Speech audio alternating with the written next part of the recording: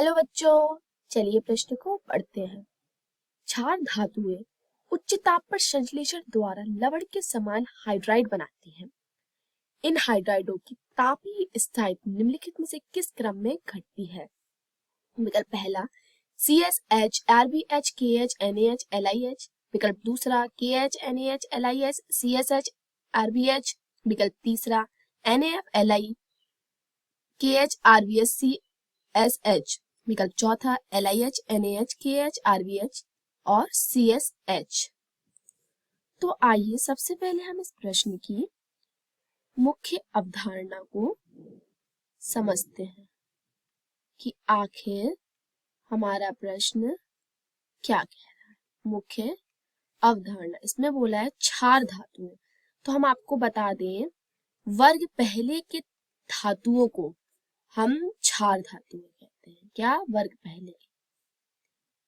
ये बहुत ही ज्यादा चमकदार होती हैं और बहुत मुलायम होती हैं। इन्हें हम चाकू से भी काट सकते हैं, लेकिन हाइड्रोजन इस श्रेणी में नहीं आता है। ये एक अधातु होता है, लेकिन हल्की होने की वजह से सिर्फ हम वर्ग में सबसे ऊपर स्थान दे देते हैं। तो क्षार धातुएं लिथियम, सोडियम, पोटेशियम, रुबेडियम और सीजियम होती हैं। इनके हाइड्राइड ले लेते हैं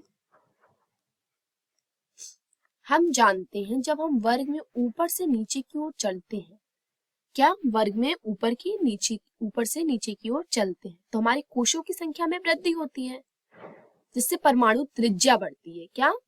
हमारी त्रिज्या बढ़ती है। इस त्रिज्या के बढ़ने से ऊपर से नीचे की ओर आने पर, वर्ग में ऊपर से नीचे की ओर आने पर डिफरेंट साइज की वजह से हमारी बॉन्ड स्ट्रेंथ घटती जाती है। क्या?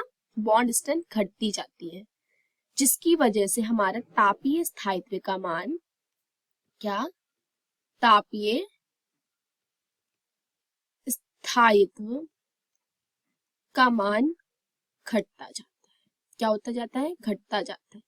तो यानी कि LiH की तापीय स्थायित्व का मान सबसे ज्यादा और CSH के तापीय स्थायित्व का मान सबसे कम, क्योंकि त्रिज्या बढ़ रही है, बॉन्ड स्ट्रेंथ घट रही है और तापीय स्थायित्व भी घटेगा।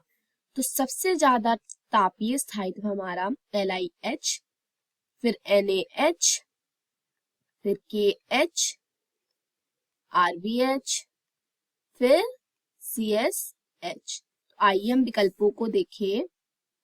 LiH, NaH, KH, RBH और CSH। तो हमारा विकल्प चौथा सही उत्तर होगा।